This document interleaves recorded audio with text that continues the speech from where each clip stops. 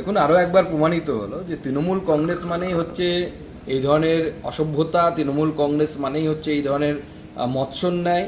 এবং সেটাই হচ্ছে যে আমরা দেখলাম যে মেসির মতো একজন আন্তর্জাতিক খ্যাতিসম্পন্ন একজন প্লেয়ার পশ্চিমবঙ্গে আসছেন। এটা তো পশ্চিমবঙ্গের জন্য অত্যন্ত গর্বের বিষয় ছিল, হওয়ার কথা ছিল। কিন্তু যবে থেকে এই প্রোগ্রামটা তৃণমূল কংগ্রেসের তরফ থেকে হাইজ্যাক করা হয়েছে, স্বরূপ বিশ্বাস হাইজ্যাক করেছে, অরূপ বিশ্বাস হাইজ্যাক করেছে, এদিকে এখানকার বিধায়ক তিনি হাইজ্যাক করেছেন। তো পুরো প্রোগ্রামটা, এবং যারা ঢিল ছুঁড়েছে তারাও, বোতল ছুঁড়েছে তারাও তৃণমূল, সব অরূপ বিশ্বাসের লোক, আমার কাছে যা খবর আছে। এবং শুধু তাই নয়, টিকিট বিক্রি হয়েছে 5,000 8,000 টাকা করে, এবং সেই টিকিটের কালোবাজারি হয়েছে। পুরোটাই একটা মেস, মানে মেসি অন মেস সেটাই হয়ে গেল। এবং সেটা করলেন হচ্ছে তৃণমূল কংগ্রেসের অসভ্য, অভদ্র, বর্বর যারা নেতানেত্রী এবং তার সাথে যারা আছে তারা।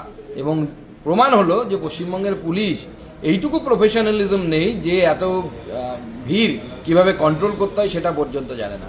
তৃণমূল কংগ্রেস দল এবং তৃণমূল সরকার এই দুজনে মিলে মেসিকে